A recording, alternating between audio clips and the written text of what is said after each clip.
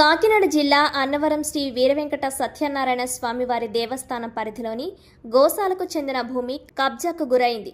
దేవస్థానం గోశాల పరిధిలో survey number 100/A2లో సుమారు 4 ఎకరాల 55 సెంట్ల భూమి ఉండగా అందులో ప్రహారీ గోడకు ఆనుకుని సుమారు 2 సెంట్ల స్థలాన్ని ఓ ప్రైవేట్ వ్యక్తి ఆక్రమించి తాత్కాలిక గృహ నిర్మాణం చేపట్టారు. దీనిపై పలుమార్లు దేవస్థానం అధికారులకు ఫిర్యాదులు అందినప్పటికీ ఆక్రమణ తొలగింపుపై ఎటువంటి స్పష్టమైన చర్యలు చేపట్టలేదని ఆరోపణలు వ్యక్తమవుతున్నాయి.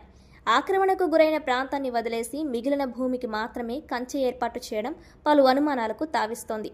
ఇక ఈ వ్యవహారంలో కొందరు స్థానిక రాజకీయ నాయకుల పాత్రపై కూడా చర్చ జరుగుతోంది. అధికార పార్టీకి చెందిన క్షేత్రస్థాయి నాయకులు సంబంధిత వ్యక్తుల నుండి నగదు తీసుకొని ఏ సమస్య వచ్చినా మేం చూసుకుంటాం అంటూ హామీలు ఇచ్చినట్లు ఆరోపణలు వినిపిస్తున్నాయి.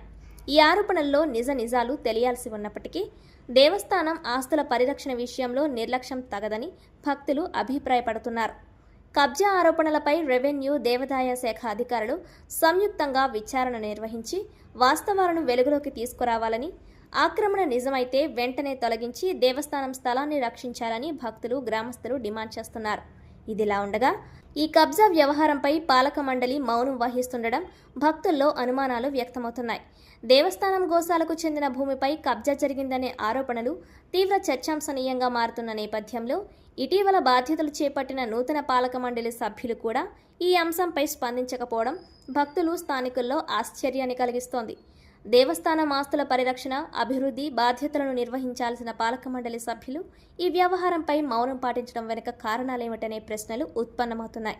దేవస్థానం భూముల విషయంలో చిన్న ఆరోపణ వచ్చినా వెంటనే స్పందించాల్సిన అవసరం ఉన్నప్పటికీ కబ్జా ఆరోపణలు వెలువడిన తర్వాత కూడా పాలక మండలి సభ్యులు పరిశీలనకు వెళ్లకపోవడం, బహిరంగంగా స్పందించకపోవడం పలు అనుమానాలకు తావిస్తోంది. దేవస్థానం ఆస్తులు భక్తుల విశ్వాసానికి ప్రతీకలని, వాటి రక్షణ విషయంలో అధికారులు, పాలక మండలి సభ్యులు అప్రమత్తంగా వ్యవహరించాలని భక్తులు కోరుతున్నారు. కబ్జా ఆరోపణలపై సమగ్ర విచారణ జరిపి వాస్తవాలను ప్రజలకు వెల్లడించాలని, దేవస్థానం భూములను రక్షించేందుకు తక్షణ చర్యలు చేపట్టాలని వారు డిమాండ్ చేస్తున్నారు.